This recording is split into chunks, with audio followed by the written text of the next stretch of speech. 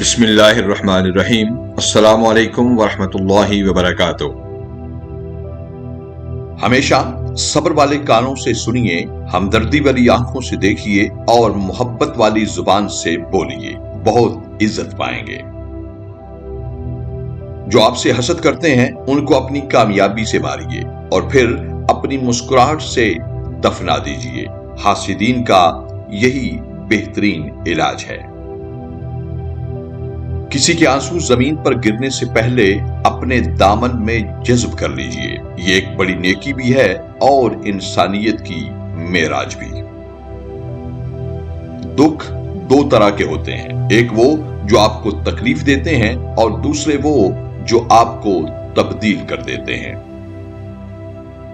شریک حیات کے انتخاب میں بہت سوچ سمجھ کر فیصلہ کیجیے، کیونکہ آپ کے دکھ یا سکھ کا دار و مدار زیادہ تر اسی پر ہوتا ہے۔ اعلیٰ ظرف بن کر رہیں، چھوٹا ظرف کچھ بھی سنبھال نہیں پاتا، چاہے وہ دولت ہو، شہرت ہو، علم ہو یا عزت۔ آج اکثر لوگ دنیا کی فکر میں دنیا بنانے والے کو بھول چکے ہیں۔ رزق کی تلاش تو ہے مگر رازق کا خیال تک نہیں۔ آپس کے تعلقات میں کمزوری اور رشتے ٹوٹنے کی ایک بڑی وجہ یہ ہے کہ ہم آدھا سنتے، تھوڑا سمجھتے اور زیادہ بتاتے ہیں۔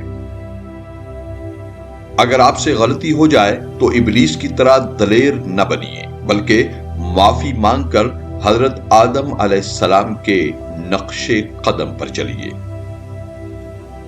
کوئی آپ کا دل دکھائے تو ناراض مت ہونا، کیونکہ جس درخت کا پھل میٹھا ہو لوگ پتھر بھی اسی کو مارتے ہیں۔